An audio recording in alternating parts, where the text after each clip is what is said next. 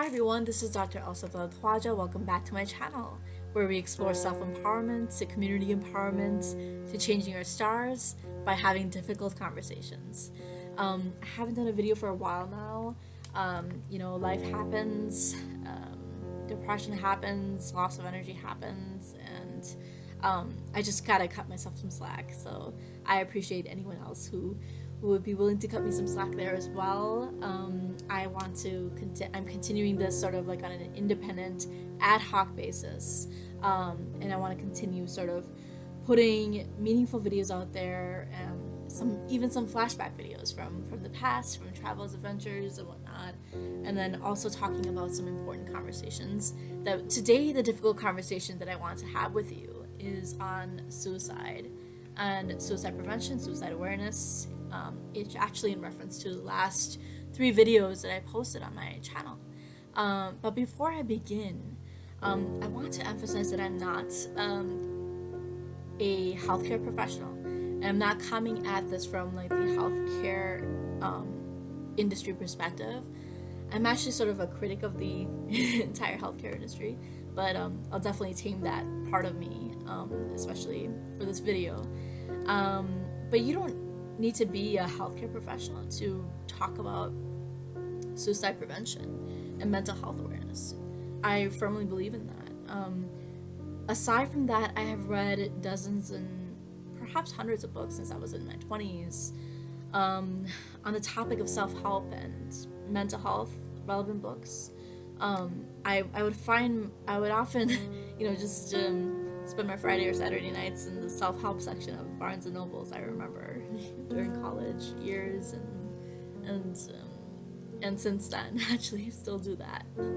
But I'm definitely not a trained professional in this area. So I just want to note that I am trained in sort of research methods with my graduate studies, with my PhD. So I know how to seek out information. I definitely, in this area is definitely very personal to me. And it is also just something I'm very passionate about, mental health awareness, mental health advocacy, curing stigmas and whatnot. So you'll definitely hear me talking about this, quite often, even if it might not be the central topic in my channel. But I've definitely on an ad hoc basis tried to gain as much knowledge and understanding for even my own sort of personal recovery and healing process. So that's so I do feel like you should be able to talk about something that you care deeply about, even if you're not necessarily licensed for it. But I do want to emphasize for anyone who's in a crisis situation, please do seek the proper assistance. You can contact the national hotline as well. It's now just a 3-digit number, 988, in case you're in a crisis. So please do so. So I mentioned the last 3 videos I shared here were on suicide prevention. The last 2 videos were actually of me speaking in front of the Lincoln Memorial after an event with the American Foundation for Suicide Prevention in Washington, D.C. So that was it was from last year as well as it was from this year, like probably like 2 weeks ago, or a little less than 2 weeks ago. And it was the Community Walk for Suicide Prevention, the Out of the Darkness Community Walk for Suicide Prevention in Washington, D.C. It's something that I've been supporting and participating in and fundraising for the past 8 years.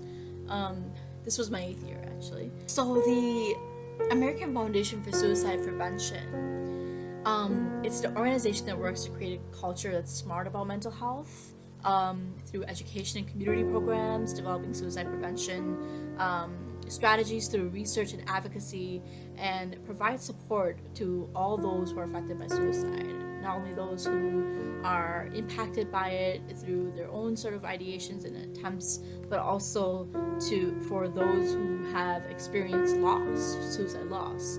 So it's a very special organization, and it's the largest sort of private organization that funds and researches suicide prevention in the United States. So I mentioned that I've been sort of supporting it and spreading awareness and walking for through these through their activities, specifically within the Washington D.C. area. And I wanted to emphasize that it's something that I learned about and encountered during my doctoral journey, during my graduate school studies. And I got involved with AFSP in 2015. I think that was like halfway into my PhD. And I want to say that it really helped me through my doctoral and academic journey. And I even acknowledged it in my dissertation acknowledgements. And it's sort of become a special part of my journey, and been such a critical sort of help during my studies where I felt like, mental health and academia is sort of struggling with, in supporting their students through a very difficult, arduous, challenging endeavor. And I will sort of reserve an entire video separate for mental health and academia. I really feel like I want to be able to share a few points and thoughts about where we are there and what we need to be doing for mental health and academia. I've also written about it in my blog and in other social media forums, but I do want to be able to I do want to offer some thoughts on that. I think any topic relevant to mental health is very challenging to talk about because there's just so many barriers that need to be addressed. It's so many layered sort of elements of stigma and othering that's connected to mental health, and that's what makes it so challenging, I think. But for the moment, I'd like to sort of talk specifically about just give you some thoughts, just general thoughts, and from my experience with the American Foundation for Suicide Prevention. According to the organization, suicide is the 10th leading cause of death in the United States. Globally, there are about 1 out of 100 deaths to suicide around the world. So some facts about suicide from the CDC website I just want to share, and I will include the link to this video in the description below. But it's definitely, as I mentioned, it's a leading cause of death in the United States, and a serious public health problem affecting all ages and some groups over others. 46,000 people died by suicide in 2020. There's one death every 11 minutes by suicide. Millions of people think about suicide or attempt suicide. 12.2 million seriously thought about suicide. 3.2 million made a plan for suicide. 1.2 million attempted suicide. It has an impact that it sort of extends beyond. Maybe I mentioned this earlier. Beyond the sort of individual. It impacts the family. It impacts the community, and emotionally, and has significant, physical and economic impacts as well, especially. So over the past several years, I have been walking and sharing my story in hopes to sort of elevate and empower myself, but also to see if it connects with others as well, to sort of develop that connection and community. It's sort of why I started that Warrior Queen blog, and I'll share the link with you on some relevant articles in the description. But and it's sort of what this channel symbolizes in empowering oneself, in hopes that it would sort of extend to others as well, who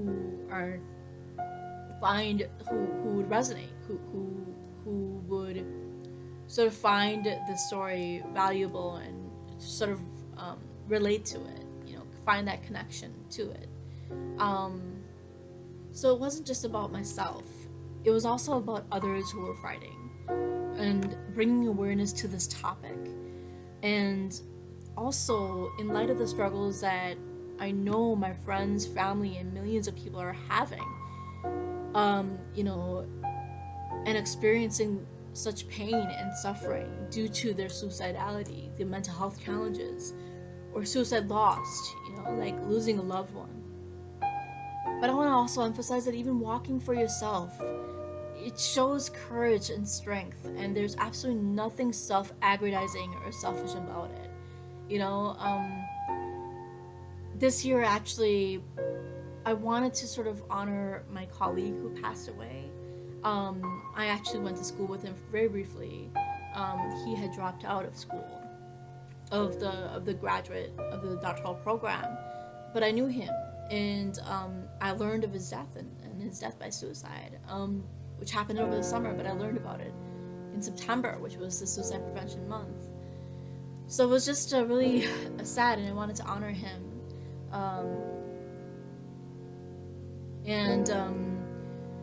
I also wanted to walk for the people of District Parker, Sindh, Pakistan.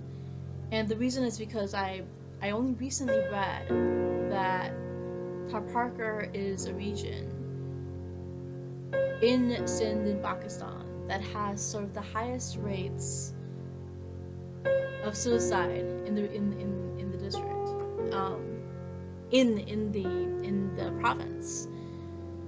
So Parker was a very magical place that I visited, and a meaningful sort of experience during my fieldwork in Pakistan. And I still intend to write a lot about my experiences there and my findings there. But I did recently learn about the suicide rates and challenges related to that, with respect to the desperation and poverty and whatnot.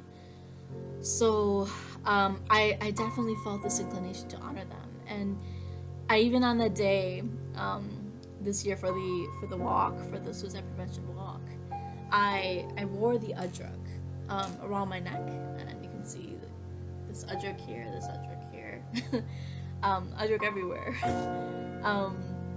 But it's actually it was lovely because at least one or two people noticed, and I was probably the only one wearing ajrak among the hundreds there on that day. But I really felt like symbolically it sort of emphasized the idea that suicide is something that extends beyond borders, beyond geographies. And Dr. Parker is an interesting case study for that. And that understanding, that sort of understanding itself is something that could really defeat this inherent stigma in our communities, especially in South Asia and in Muslim communities, with respect to shedding light on the issues in Thar and across, Pakistan and elsewhere in the world. These are communities that I sort of connect with and identify with. So I know that that is sort of beyond that. You see, this is a global issue. This is a global phenomenon. And you can read more about this particular experience in the link below. And I've also included a link to my fundraising page. I've sort of stopped collecting funds for that, but I think they collected until the end of the year. So I hope to continue doing the fundraising efforts through the American Foundation for Suicide Prevention on a yearly basis. As I mentioned in my previous videos, I do feel like it's been a very empowering and incredible experience to be sort of connected with the community who cares about suicide prevention, and to see that so much is being done, so much is being researched. And despite that effort, the stigma still exists in our communities, and it's so much highlight. It's stronger in our, unfortunately, in our communities of color and marginalized communities have it, even stronger. The stigma, at least, and beyond that, access to help. On a Facebook post last year after my walk, I noted that our story shouldn't only matter when we are gone. The people who are surviving this illness are suffering an illness, and we need to make the effort to sort of understand and to learn, and especially it's really tough when it's especially tough for people who have sort of like who don't have the support network, who don't have their inner circles or their family, who are, you know, monitoring them, and or who are trying to learn and trying to understand, trying to engage not only the person but also the issue and the topic. So it's really nice when I go to these walks to see so many families of people who not only suffer suicide loss but care about suicide prevention, even if they didn't suffer suicide loss, because members of their family are struggling with suicide. So I mentioned in one of my videos that, you know, it's really hard not to have your loved ones beside you when you're doing this. It is really hard, and you see so much of this in our own communities. It's partly why I am driven to talk about suicide prevention, because of this sort of the stench of stigma that still remains so strong in our communities. And I know that a lot has been done to advance this topic, but as we've seen, like even with the advancement, even with the, you know, in the policy world, in policy making, in advocacy, in awareness, all these advances that have been made in mental health and access to mental health care in the United States, I mean, it's the suicide rates and the suicide ideation, suicide, you know, attempts have increased in the United States the past couple of years, and the pandemic has been the reason for that as well. But where do you go when people who you loved refuse to learn about it, you know, and evolve with you on this issue? I'm so grateful to have at least a few people in my life that have evolved with me on this issue, but it then requires the person who's struggling to have the patience in their own sort of communities and their families to sort of give people the benefit of the doubt, give people, to forgive them, to be merciful to them, to be compassionate to them. And you see this a lot from what I know in the Muslim and South Asian context. You see this a lot. Your patience for this, you know, within this, in doing so, is really remarkable and commendable. And you're not going to get credit for that. I want to give you credit for that, because I understand that as well. But I know that there's so many that, despite the advances and the changes that have happened in mental health, so many continue to struggle, and silently, you know. I think it's important that we learn to educate ourselves. How can we be more supportive to people who are struggling? By making the effort to learn, by supporting their efforts to learn, their efforts to grow, by forgiving them for their flaws. I do want to say that suicide is something that I don't necessarily want to talk about. I wish I could just stop talking about it, because sometimes it's a trigger to talk about suicide. I know that once these AFSP events come around, you know, like I start to feel that trigger. Like even the past couple of weeks, I've been so depressed because, you know, it's just a reminder, or that feeling of feeling so alone on this issue, you know, within your networks, and how, you know, it sort of just triggers those emotions that cause suicidal ideations, you know. So it's definitely something that you don't necessarily want to talk about, but I can't stop with it, you know. Like I have to do it, because I will feel like, I just feel like a coward. Like I feel like we have to think about the future, you know, of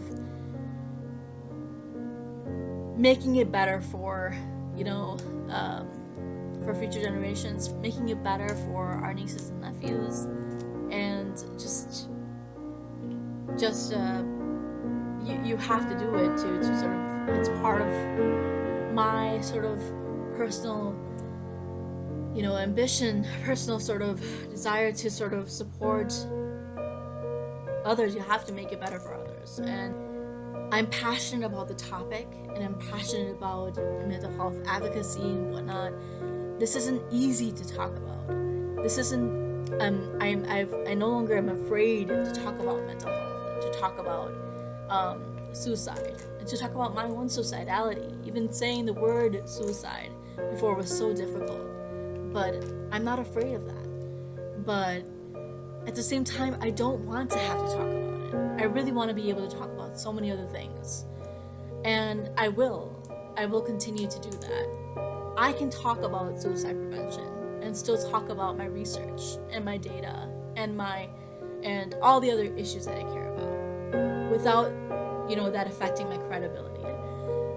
I kind of feel like I have to, and you could tell me, Elsa, just stop talking about suicide prevention. Stop talking about suicide. There's so many other issues you should talk about, and I would be a coward if I stopped talking about this now.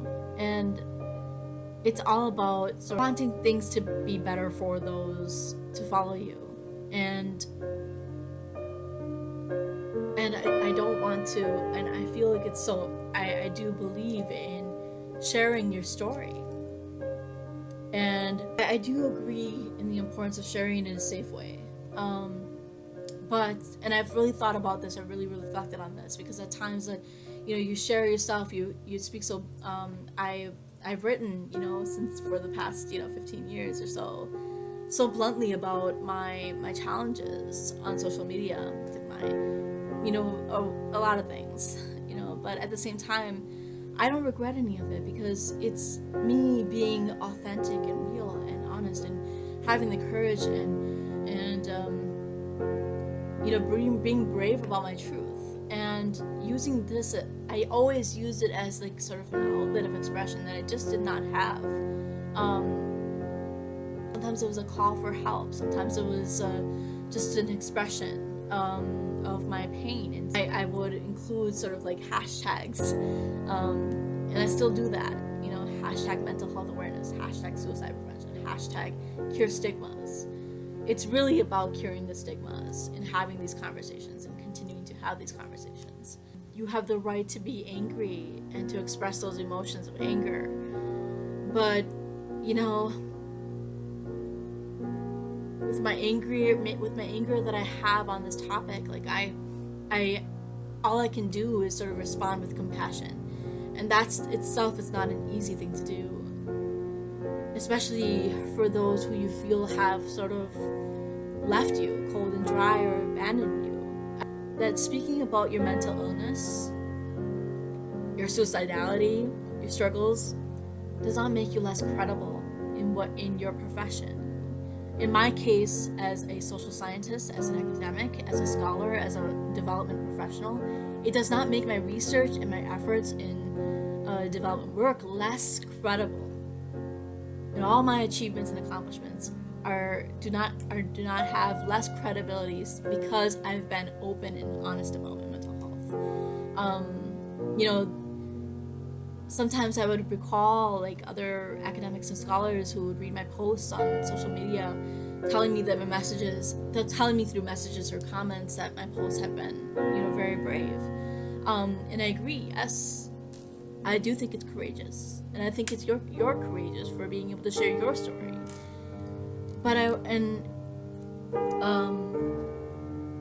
your credibility is not impacted because you choose to be authentic about your personal struggles, especially if there's a larger purpose attached to it too, and sort of contributing to helping others and realize that they too matter despite their struggles, and contributing to curing stigmas. There's something sort of systemically wrong with that domain, in whatever domain in society. If it does impact your credibility, and it's precisely why we need to continue having these conversations and being courageous, daring greatly, as Brene Brown would say. There's definitely more that I want to share about suicide prevention, But I'll stop here. Before I go, I do want to say that a few last words about the walk and my fundraiser in particular. First of all, like, this was a t-shirt, Together We Fight to Fight Suicide, so please join the efforts for suicide prevention, either through the American Foundation for Suicide Prevention or other suicide prevention organizations. I appreciate all your efforts for suicide prevention. I appreciate everyone who has donated and who has supported this walk for me all these years. Thank you so much. I know that sometimes I do sort of focus a lot on the stigma and the challenges and sort of the sort of problem, but I do recognize that there are people out there who have supported me in this, and you know, I'm sorry that if I haven't sort of seen you, or if I neglect to see you for whatever reasons, but thank you so much, and thank you to those who donated this year and in the past 8 years for this fundraiser that I've for the American Foundation for Suicide Prevention, and for all your efforts for suicide prevention. Thank you. This is an effort that we have to do as a collective, and it is a public health crisis, and it is a public policy issue. So please do continue to support suicide prevention. This year I decided to sort of gift my paintings, and I just wanted to share a few of the paintings that I have here.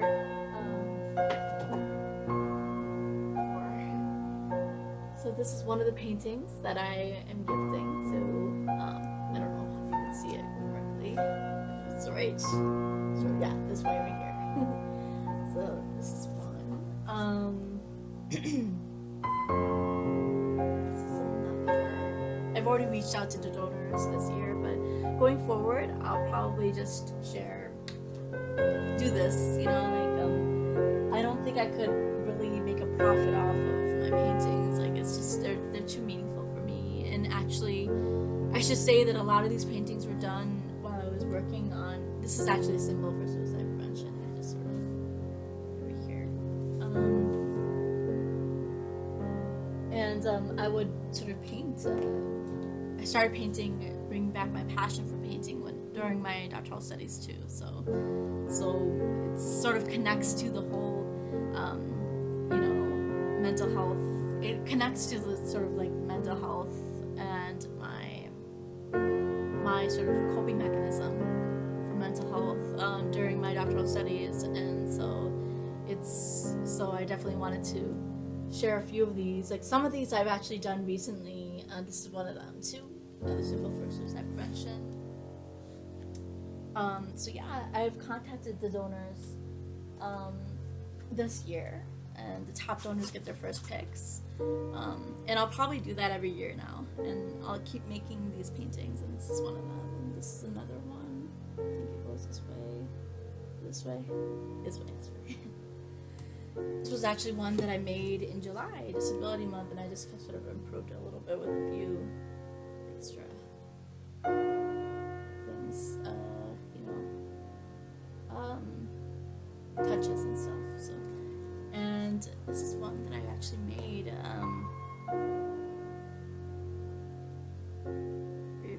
in light of what's happening in Ukraine.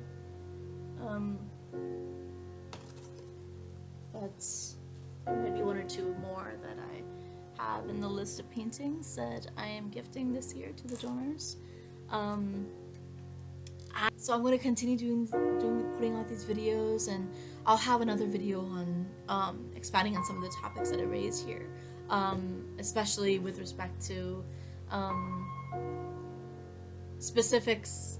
You know, in the future I want to do a video on you know, mental health in academia and anxiety in public speaking and whatnot. So I'll try to make those videos a little shorter and some videos a little bit longer, but hopefully some bi-weekly sit-down videos.